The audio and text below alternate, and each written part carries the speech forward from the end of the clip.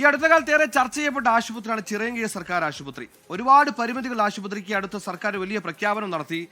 ഏതാണ്ട് ഒരു ബഹുനില കെട്ടിടം ഇവിടെ അടുത്ത കാലത്ത് നിർമ്മിച്ചു നൽകി.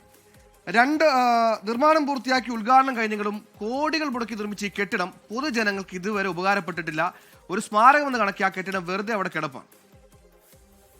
ചിറയൻകീഴ് അഴൂർ സ്വദേശിയായ 8 വയസ്സുകാരൻ ദിക്ഷലിന് പാമ്പ് കടിയേൽക്കുന്നു. തുടർന്ന് മാതാപിതാക്കൾ ചിറയൻകീഴ് താലൂക്ക് ആശുപത്രിയിൽ എത്തിക്കുന്നു. എന്നാൽ കൃത്യമായിട്ടുള്ള ചികിത്സ കിട്ടിയില്ലെന്നായിരുന്നു ആരോപണം. ഇതോടെയാണ് ചിറയൻകീഴ് ആശുപത്രിയെക്കുറിച്ച് ചർച്ച ഉയരുന്നത്.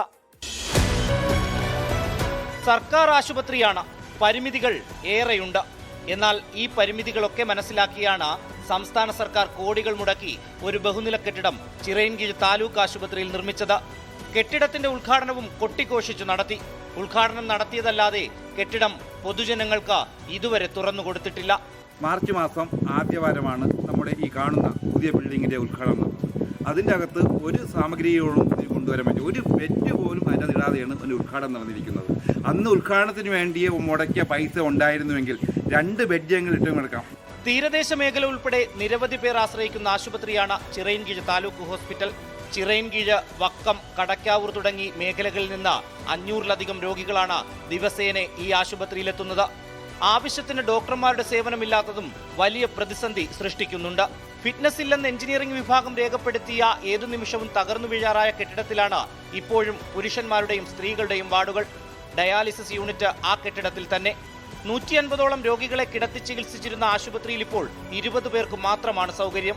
നിർമ്മാണം പൂർത്തിയായെങ്കിലും അടിസ്ഥാന സൗകര്യങ്ങളൊന്നും സജ്ജമാകാതെ ഉദ്ഘാടനം ചെയ്തത് തെരഞ്ഞെടുപ്പ് മുന്നിൽ കണ്ടെന്നാണ് ആക്ഷേപം. ഡയാലിസിസ് യൂണിറ്റെങ്കിലും പുതിയ കെട്ടിടത്തിലേക്ക് മാറ്റി സ്ഥാപിക്കണമെന്നാണ് ആവശ്യം. ഇപ്പോൾ അവിടെ ഡയാലിസിസ് യൂണിറ്റ് നടത്തുന്നത് പഴയ കെട്ടിടത്തിലാണ്. PWD എഞ്ചിനീയറിംഗ് വിങ് പൊളിച്ചു മാറ്റാൻ പറഞ്ഞ ആ കെട്ടിടത്തിലാണ് ഇപ്പോഴും ഡയാലിസിസ് രോഗികളുടെ ചികിത്സ നടന്നുകൊണ്ടിരിക്കുന്നത്. ആ ഡയാലിസിസ് രോഗികളുടെ യൂണിറ്റെങ്കിലും ഇപ്പുറത്ത് തുറന്നു കൊടുക്കുവാൻ നാളിതുവരെ സാധിച്ചു. ജീവൻ രക്ഷിക്കാൻ ചിറയൻകീഴ് താലൂക്ക് ആശുപത്രിയിലെത്തുന്നവർക്ക് ജീവൻ നഷ്ടപ്പെടുന്ന അവസ്ഥയാണിപ്പോൾ. അടിസ്ഥാന സൗകര്യമെന്ന് പറഞ്ഞ് സർക്കാർ കൊണ്ടുവന്ന പദ്ധതിയാകട്ടെ താഴിട്ട് കൂട്ടിയ നിലയിലും. ആദിയോടെ ആശുപത്രിയിലെത്തുന്ന ചിറയൻകീഴുകാർക്ക് ആശങ്കയുണ്ട്.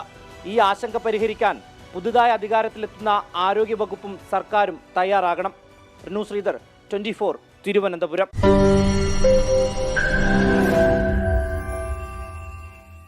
ലോകത്തെവിടെയായാലും ഏത് സമയത്തും 24 വാർത്തകളും ഓഗ്മെന്റഡ് റിയാലിറ്റി പാക്കേജുകളും എക്സ്പ്ലെയിനറുകളും വിശദമായി കാണാൻ ഞങ്ങളുടെ യൂട്യൂബ് ചാനൽ നിങ്ങൾക്ക് സബ്സ്ക്രൈബ് ചെയ്യാം.